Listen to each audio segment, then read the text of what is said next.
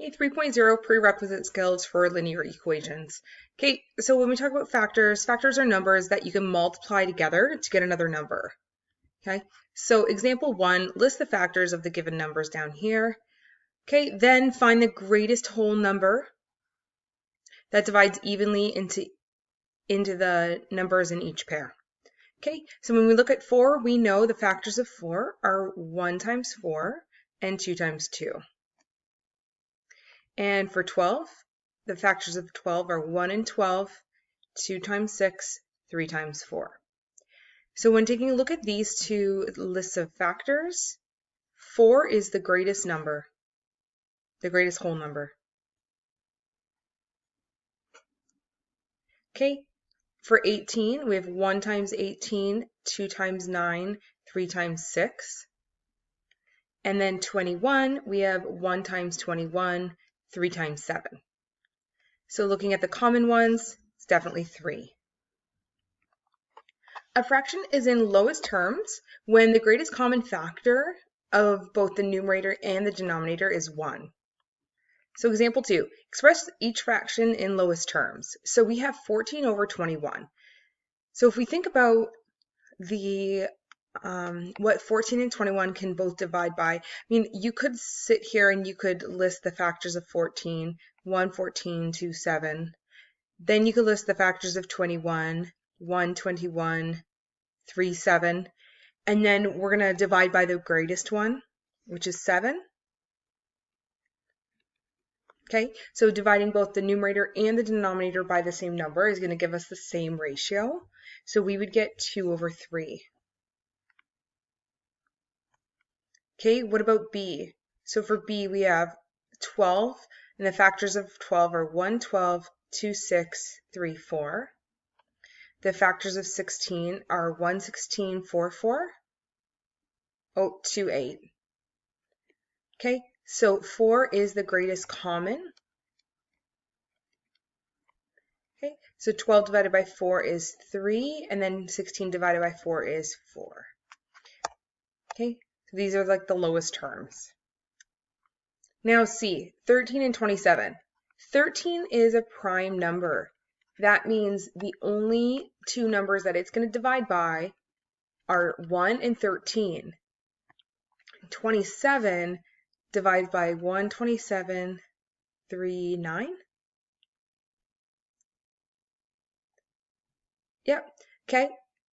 There's nothing common, so therefore already in the lowest terms.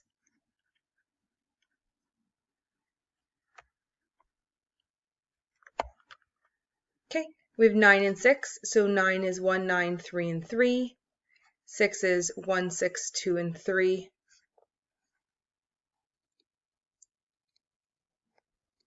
Okay, 9 divided by 3 is 3. 6 divided by 3 is 2. Okay, 25 and 100. Well, already I'm looking at this like, well, 100 divides by 25. So I would skip these steps and choose the 25 directly. 25 divided by 25 is 1, and 100 divided by 25 is 4.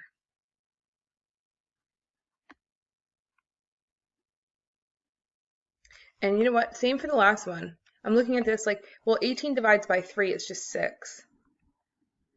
So 6 over 1, which is just 6. Okay, so as a recall, if we have a number like this is the tens unit and the ones unit, then we'd have like a decimal point. And then this is the tenths, hundredths, thousandths. Okay, so example 3, copy and complete the table. So 3 over 4, if you divide that in your calculator, you're going to get 0.75. And 5 over 8, if you divide that in your calculator, you're going to get 0.625. Now, fraction. This here is the tenths position. So this 2 would be a fraction over 10. Okay? 2 and 10 both divide by this 2. So 2 over 5. Now, this would be tenths, this would be hundredths, This would be thousandths. Okay, so we would put this number 5 over 1,000. Now we can divide both of these by 5, and I get 1 over 200, I believe. Okay, example 4, subtract. So 3 minus negative 6. So this double negative turns into a plus. So really what we're doing is 3 plus 6, which is 9.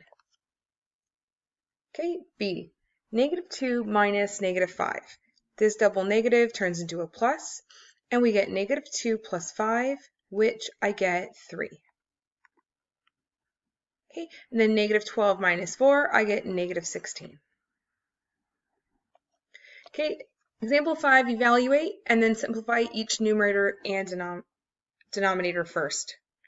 Okay, so whenever we have an expression in the numerator and expression in the denominator, we always want to go across. So what's 4 minus 6? Well, it's negative 2. And what's 12 minus 2? It's 10. So this is actually negative 1 over 10. Okay, oh sorry, negative 1 over 5, right? We take that negative 2 and we divide it by 2. We take the 10 and we divide it by 2. And then it simplifies to negative 1 over 5. Okay, B, negative 3 plus 13 would be 16. Oh, sorry, negative 3 plus 13 would be 10. Okay, over 24, and then this turns to plus 11, I get 35. So 10s and 5s both divide by 5 nicely. I get 2 over 7. Okay, 0 minus 4, I get negative 4. Negative 5 minus 3, negative 8. Okay, both of these can divide by negative 2. Negative 4 actually. So negative 4 divided by negative 4 is 1, and negative 8 divided by negative 4 is 2. Okay, to solve equations, use opposite operations. So in A we have, example 7, solve for x. In A we have x minus 7 equals 12. So this minus 7, we're going to add 7 to both sides. So I get x equals, we would have 12 plus 7, which is x equals 19.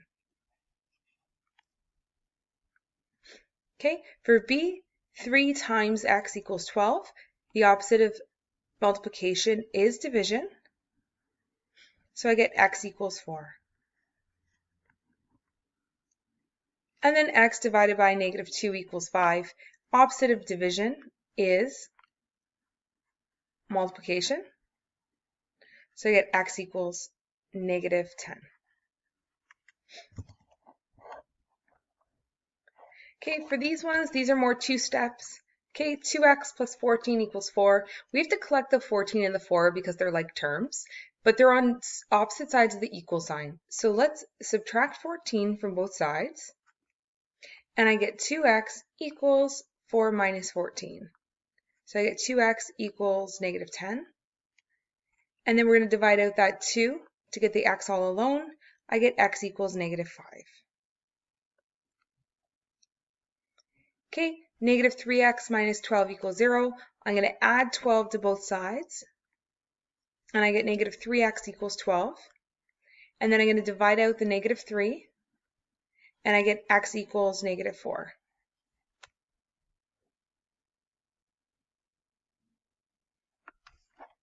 Okay, so I have negative 1 over 2x. So right now, it's as though this left-hand side is divided by 2. So let's multiply both sides by 2. And I get negative, those cancel, x equals 9. Then I still have that negative sign out front, so divide by a negative sign, and I get negative 9.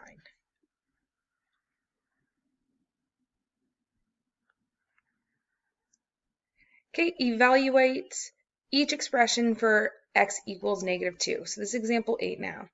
So what we want to do is every time we see an x, we want to sub in this -2. So we get -2 plus 5. I get -4 plus 5, which is 1. Okay, for b, I get -5 times -2 plus 1. So I get 10 plus 1, which is 11. C, -3 minus -2.